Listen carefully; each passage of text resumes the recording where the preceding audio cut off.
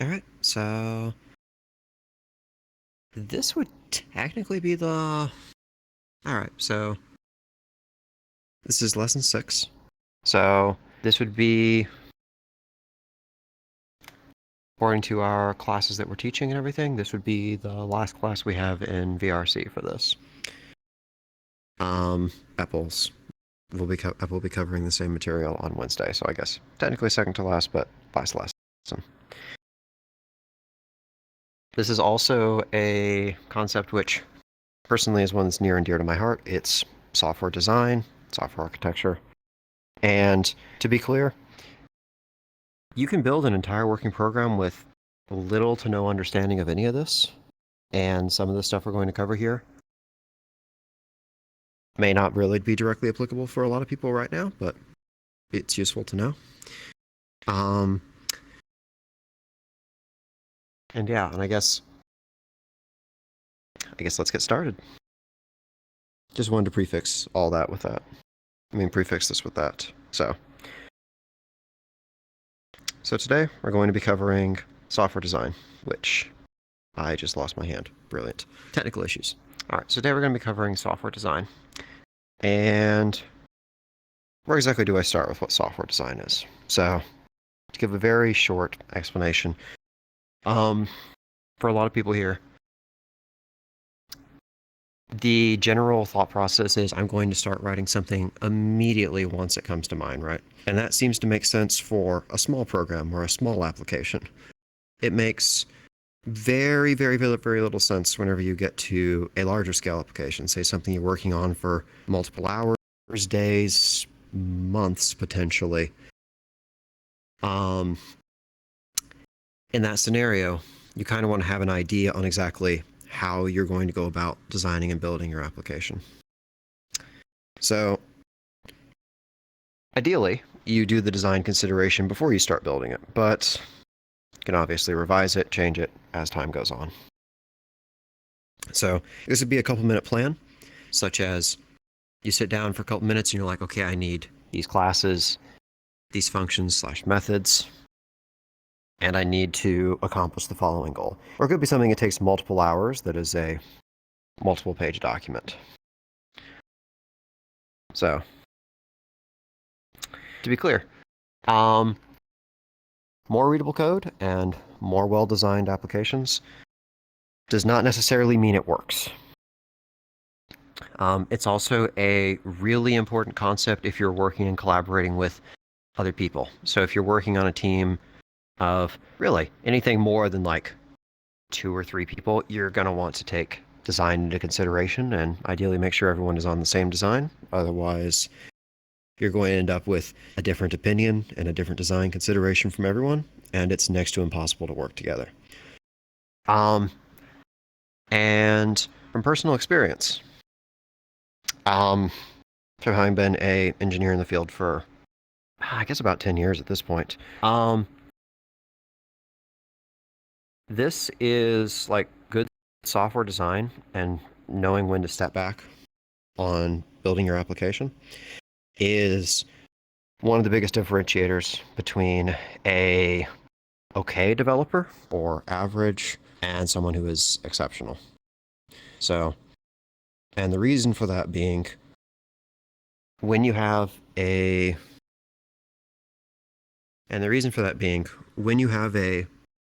solid design, when you have a solid plan on what you're going to build, it's easier to work with other people. You have to redo a lot less work. And you're also going to have a lot fewer bugs as a result. So, just in general, and that's why there's such a big difference. So,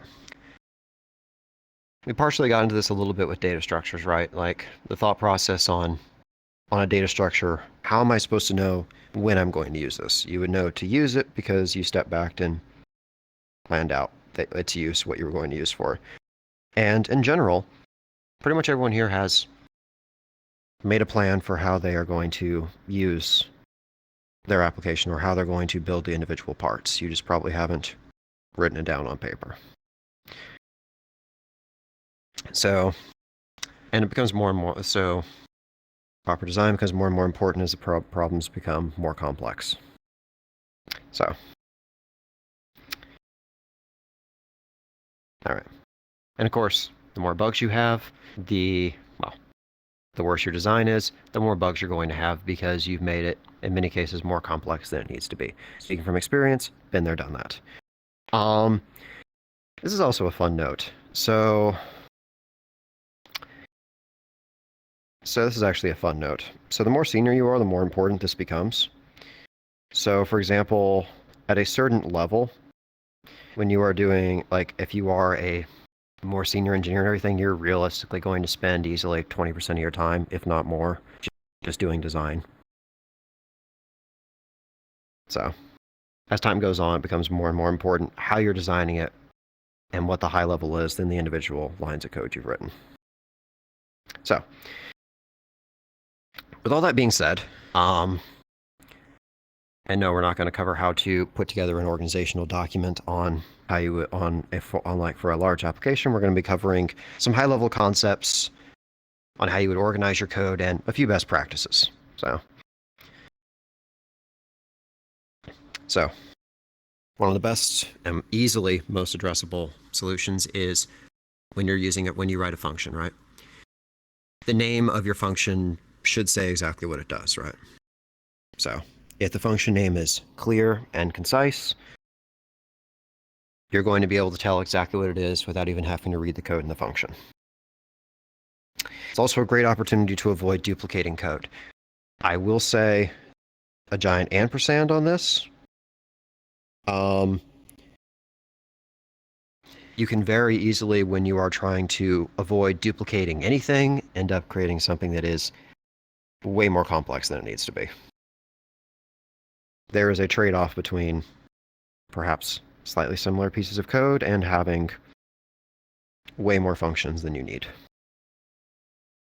Let's use this as an example, right? So here's a good example. So we have a function here. It's called getUserInput adding 3. Okay. So reading the function name, I can assume it's going to get the current user input and it's going to add 3 to it. So user input, I get a number, convert to an int. This is going to be like a nice little validation block. And we're going to add 3 to the value. The thing is, I don't have to think about, the thing is when I am working in my program, I only have to care about this top line when I read it. The rest of this code, I don't even need to think about, except for the moment in which I wrote it. And that's why having a cleanly named function and a concise function that does one specific thing makes things so much easier. So, a couple other examples, right? So this was one of them, right? This is the one we just did. Another one could be like, say, add 3 to user input. Or just get user input in general, you know. Also, on the note of having a well-named function, this has partially been a running joke for us. So there has been a function in our examples, and even which has literally where we have a method called subtract that actually does addition. This is an example of what not to do. And the confusion everyone has faced from that or seen from that is an example of exactly why we don't name functions that way.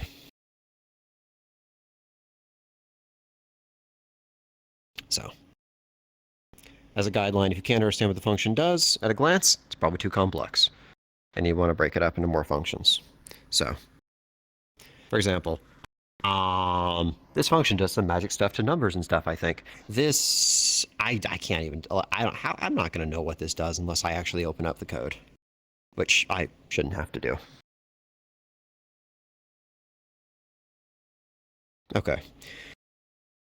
Do we have any questions on this? Because next part of this is on classes. Any questions from the audience or Discord?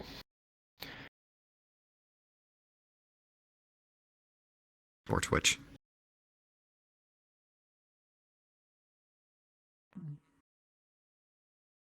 All right. I do see someone typing, so I'll wait a minute before continuing on.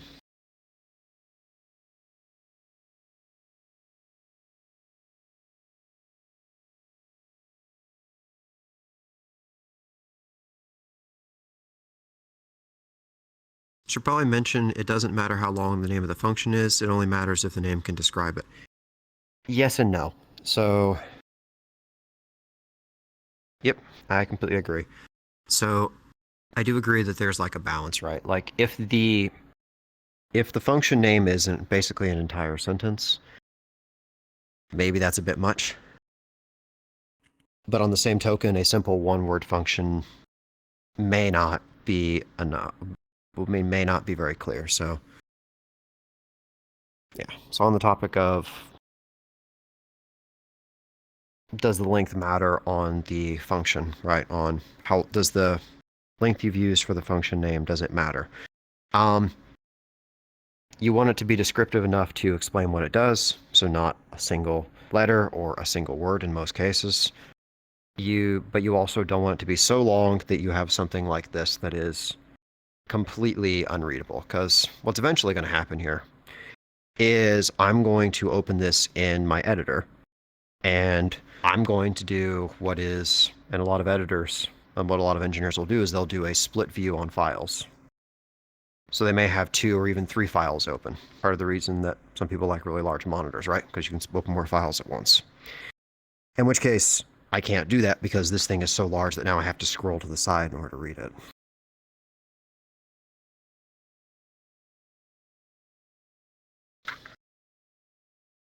All right. And I should probably say, in general, everything that I am saying here in terms of design and recommendations for more readable and well-structured code, they're just recommendations. The recommendations could be completely non-applicable for you under certain scenarios, or they could be, significantly important depending on what you are doing.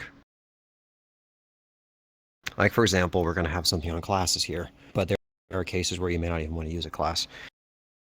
So, just as an example. So, using classes to organize code, right? So, because we're teaching this in an object-oriented language, similar to what you would do for a function, a class should have a single responsibility. So, what that means is the class should be responsible for a single thing, right? It's like, for example, the example that we list in the text here is an animal class shall be responsible for animals. Okay. So let's say the animal runs into a wall because we're building like a dungeon crawler or whatnot. It would not make sense for us to include logic for the hit points or the health of the wall or the material the wall is made out of inside of our animal class. That would not make any sense. That very much breaks the idea of a single responsibility. So, good example here, for example, is cat, right? Meow, right? Okay, so the cat has 2 methods available, right? It has meow, and it has do my taxes. I don't think it's a good idea to make your cat do your taxes, but you can definitely let it try. So it'll say the cat will not do your taxes, and then it's going to say it was confused and gave up. All right. So another thing with the class, this is going to sound very unintuitive when I say it at first. You should be able to extend the class, as in you should be able to inherit from it, such as like with this, right? Where we have archer that is inheriting from player. We should be able to do that, right? But we shouldn't be able to modify the internal behavior of the class itself. So, meaning if I were to add, say, a new method to, if I were to add a new method, say, to the archer class, it shouldn't change the existing behavior of what is currently available within the player. General rule it's not necessarily a hard and fast one. That is just a general rule you want to avoid. All these are general recommendations.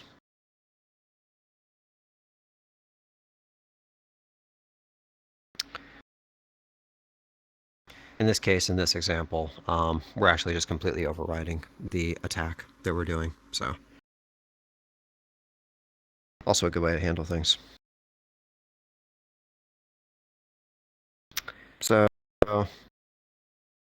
okay.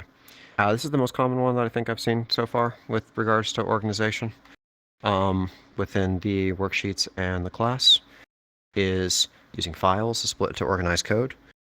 These can be called differing things depending on the language that you're working in. Java, for example, will refer to them as packages. In the case of Python, they're referred to as modules. So what you would do in this case is you would take the code you want and you would split it across multiple files. So in this case, we have a utility file, which includes some code that we don't want to duplicate, that we have set that we are going to load in from inside main.py.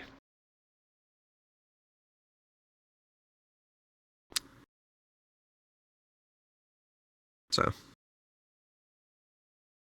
another way to do this if you want to avoid duplication is actually to put them by program area, right? So for example, let's say you want to generate a random percentage, right? Let's say I want to generate a random probability. I have some complex logic that takes in the player skill,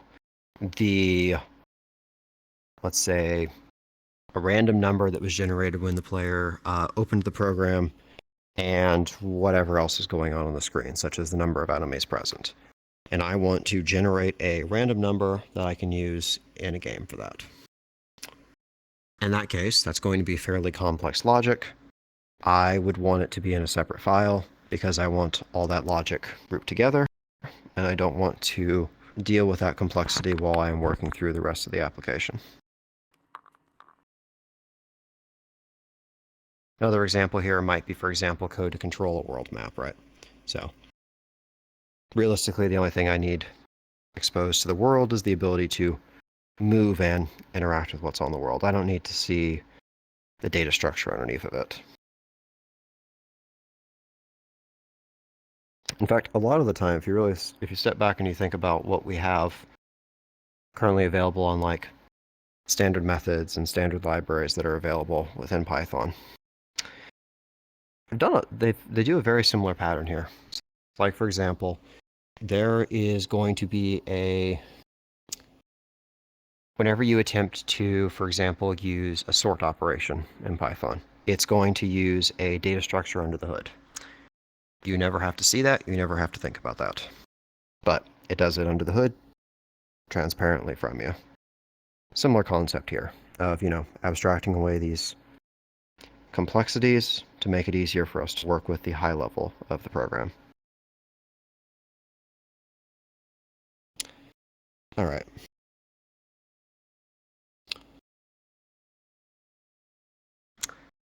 Do we have any questions on this?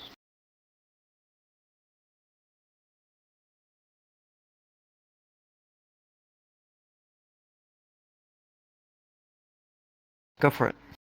I guess the the question that's currently in debate in the Discord is can you use emojis as function names? To which Depends on the language. Professor Apple is vigorously saying don't. But if the question is, can you technically do it? In some languages, the answer is yes. Now, should you is a completely different question. I'm going to recommend don't, for the sake of readability. Someone used emojis to name bank accounts and it crashed their entire system. Yes. And actually, this is going to be a very tiny slight tangent. If you want to store emojis in a database, you actually have to use a specific character encoding because otherwise it won't store it correctly, which is exactly how you crash a database, which is exactly how you crash a banking system because someone decides they want to put in emojis. The system doesn't know how to handle it, tries to convert over the character, doesn't work. Another great topic on that is, should I put emojis in my commit messages? I'm probably not even going to have the emoji like fonts installed on my system when I'm working on it. So for me, I would say no, but It seems relatively harmless when people do it in commit messages, though I can't personally say I like it. Well, maybe I'm just boring.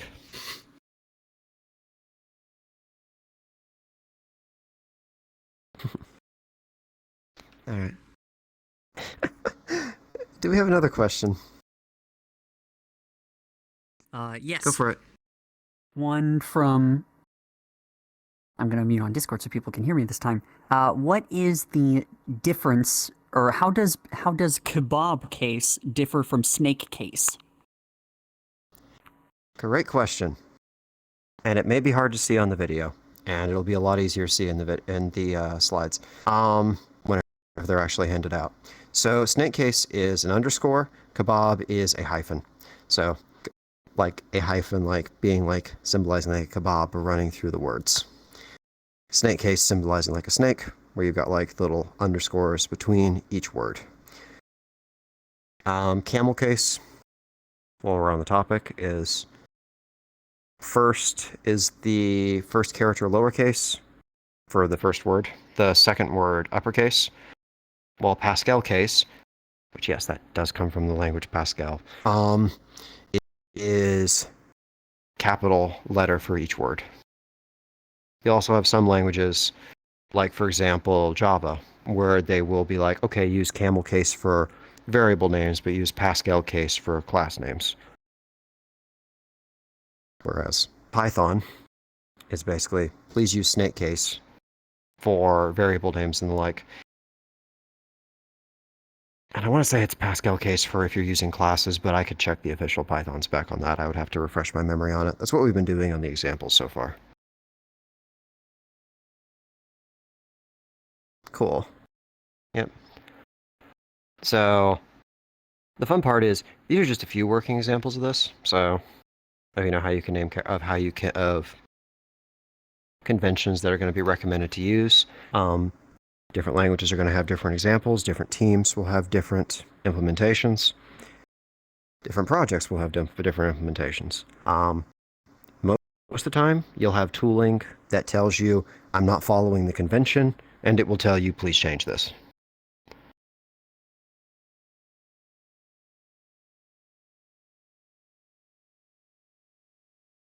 Yeah. Oh. This is also going to be a very controversial opinion, but this is also one of the reasons that some people actually like Python, because it enforces the indentation on you, so you have to put indentation on whenever you're defining scope, such as if conditions, while conditions, or functions / methods. It's kind of nice because it forces you to follow that pattern, otherwise your code just doesn't run. Although it is extremely annoying for a lot of people.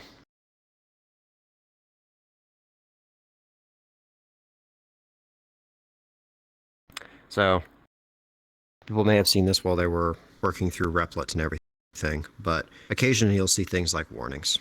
And as a general rule of thumb, these are going to be like a squiggly line underneath of it, and it's going to tell you, something's wrong here. And you'll look over and you'll see a problem, right?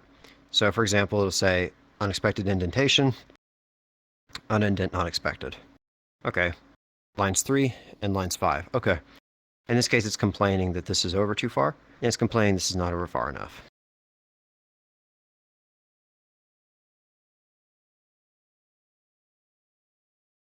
Yes.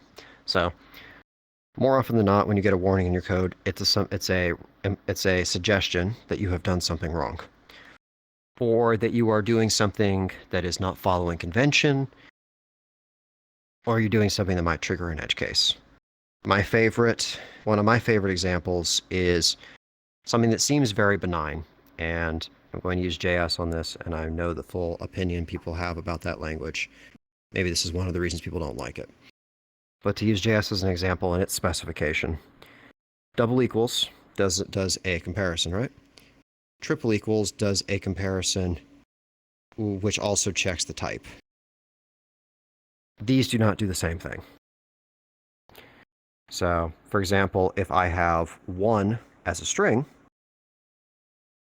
and I have 1 as a number, a double equals would validate it. A triple equals would not. So there is actually a rule or a convention in JavaScript projects that says we're not going to allow you to use double equals unless you explicitly disable the warning on this, because it can trigger unexpected bugs or unexpected edge cases. And I'm using JS as an example on that because JS is a language that has so many nuances and quirks. It has tons of rules like that on things not to do. Yeah. Highly recommend fixing your warnings if you get them, because they're usually an indicator of a bigger problem. All right.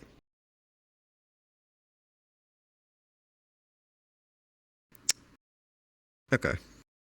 So, throwing a whole bunch of really complex concepts out here. I want to emphasize complexity is not always a good thing. In fact, most cases it's not. There is a lot to be said for a simple solution. Um, keep it simple, KISS design principle, which translates to relatively self-explanatory. Keep it simple, stupid. In some cases, the best option is the simplest one. In fact, in most cases, it is the simplest one.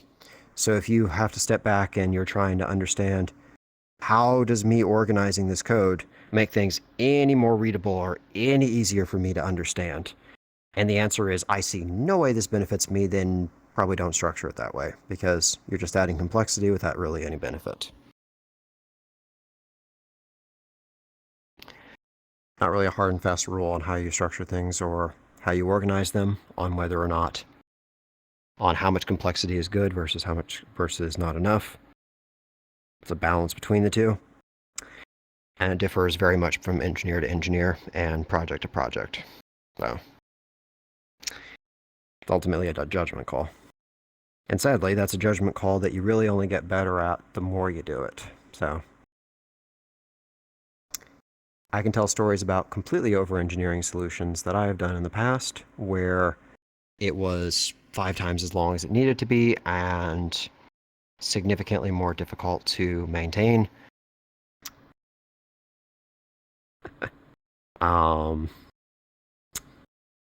I definitely do not like some of the solutions that I've designed in the past where I try to make it more, where I try to organize it to make my life easier, and in reality, I just made my life significantly more complicated. Okay. That is the last slide we have for this.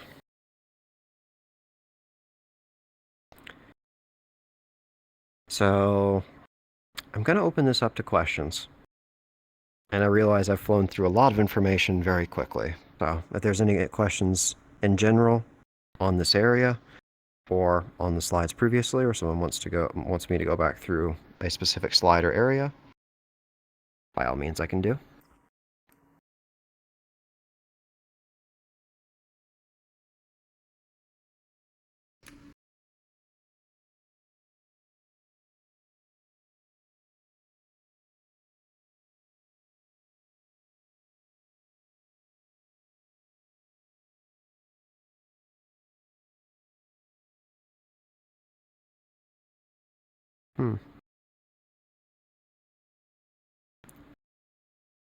Do we have any questions from the Discord or Twitch?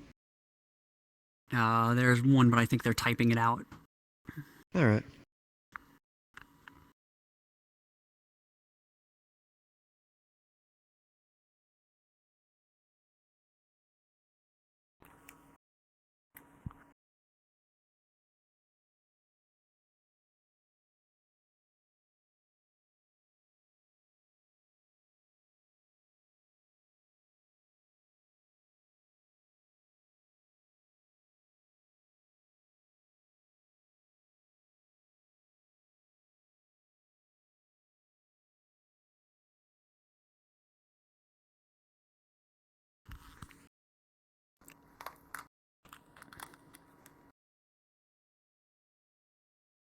Okay, I have one question on Twitch. Will we be learning how to write a doc in the future?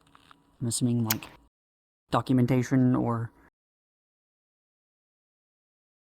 We can definitely talk about that a little bit during the workshop. Um, yeah, like a general high level on how to do it. We can definitely cover some concepts on it. It wasn't something we were planning to cover like in explicit detail, like over this medium and everything, because it doesn't really make a whole lot of sense to. It's very hard to show like how you would structure like your document and everything. But we can definitely talk about it a little bit at a high level on how to do so. But not really a primary focus, but yeah, we can touch on it a little bit during the workshop. Can guarantee you there will not be anything on a worksheet specifically asking about a doc, but we can explain a little bit how to write it for a few minutes on Friday, sure.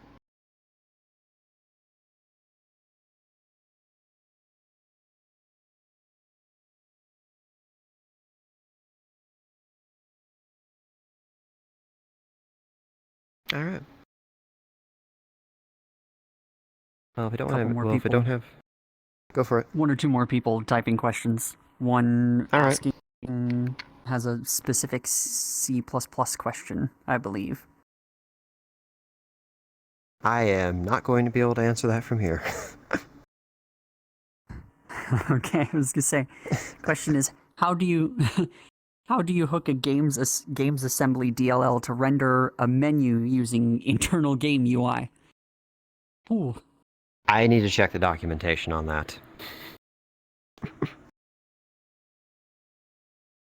Apple is probably in a better spot to answer that question than I am, considering that they're, in front of a browser with the computer and everything, and they can link it.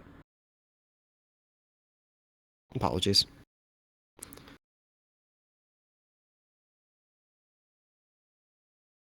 yeah, I was gonna say a very domain-specific question. I don't think there's any other questions though. All right. Well, I guess just going back a little bit on this. If there's no questions on this, going to go back just really quick on here, just to emphasize a point on here. Okay, wow. My controller glitched out. And decided to click the first slide. Brilliant. So, I want to emphasize on all of this. All these are recommendations. These are not hard and fast rules. They all are going to depend on what project you're working on, what people you're working with. These are just general best practices, but practices in general are recommendations that can change over time. So, and also if you didn't follow all of this, don't really worry too much about it. You can still write completely functional programs. We cover this more for anyone who wants to spend time figuring out how they would organize and structure things. You don't need it to have something working. Just makes it a lot easier. All right. So, yeah. I think that's all I have. If there's no questions, we can let everyone out early a bit today. If anyone has any questions or the like, just feel free to ping myself or Apple